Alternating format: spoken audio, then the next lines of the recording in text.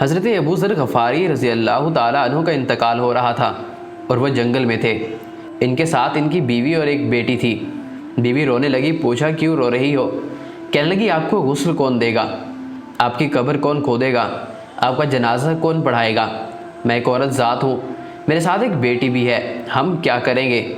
تو انہوں نے فرمایا میں آپ صلی اللہ علیہ وسلم کی ایک مجلس میں بیٹھا تھا، حضور صلی اللہ علیہ وسلم نے فرمایا کہ اس مجمع میں ایک آدمی ایسا ہے جو اکیلا رہے گا، اکیلا مرے گا اور اکیلا قیامت کے دن اٹھے گا۔ اس کا جنازہ مسلمانوں کی ایک جماعت پڑھے گی۔ اور فرمایا اس مجلس میں جتنے لوگ موجود تھے وہ سب شہروں میں مر گئے، میں اکیلا ہی رہ گیا ہوں۔ اور بیوی کو کہا تم راستے میں جا کر بیٹھ جاؤ۔ وہ سارا دن بیٹھی رہی، کوئی نہیں آیا۔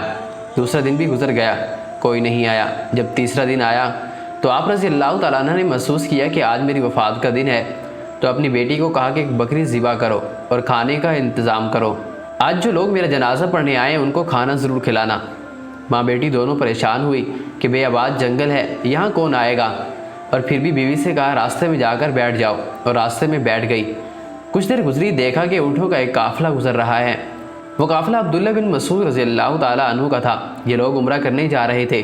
اس نے ہاتھ ہلایا تو قافلے والوں نے دیکھ لیا۔ وہ حیران ہوئے کہ ایک عورت سنسان جنگل میں کیا کر رہی ہے۔ وہ قریب آئے، انہوں نے پوچھا تم کون ہو؟ وہ کہنے لگی مسلمان کا جنازہ ہے، وہ پڑھ دو، تمہارا بھلا ہو جائے گا۔ سواروں نے پوچھا کس کا جنازہ ہے؟ کہنے لگی ابو ذر غفاری کا۔ نام سنتے ہی سب حیران رہ گئے اور رونے لگے اور کہنے لگے کہ ہمارے ماں باپ ابو ذر پر قربان، اگر ہم ان کا جنازہ پڑھ لیں گے تو ہماری بخشش ہو جائے گی۔ جب حضرت ابو ذر غفاری رضی اللہ تعالیٰ عنہ کے پاس پہنچے تو وہ آخری سانس لے رہے تھے۔ انہوں نے دیکھا تو مسکرا دیا اور کہا مجھے تو پہلے ہی پتہ تھا کہ کوئی نہ کوئی ضرور آئے گا۔ پھر فرمایا دیکھو مجھے کفن وہ دے جس نے کبھی حکومت کی نوکری نہ کی ہو، اور میرا جنازہ بھی وہی پڑھائے جس نے حکومت کی نوکری نہ کی ہو۔ تو ان میں سے ایک شخص ملا، اس نے کہا آج تک میں نے حکومت کی کوئی نوکری نہیں کی۔ تو ابو ذر غفاری رضی اللہ تعالیٰ عنہ نے کہا بس ٹھیک ہے۔ پھر پوچھا کہ تیرے پاس کفن ہے؟ اس نے کہا میرے پاس حرام کا کپڑا ہے۔ فرمانے لگے مجھے اس میں کفن دے دینا۔ پھر ان کا انتقال ہو گیا۔ کفن دفن سے فارغ ہوئے تو ان کی بیٹی نے عبداللہ بن مسعود رضی اللہ تعالیٰ عنہ سے کہا چچا جان کھانا تیار ہے۔ وہ حیران ہو کر کہنے لگے بیٹی تمہیں ہمارا کس نے بتایا اور کھانا کیسے تیار ہو گیا؟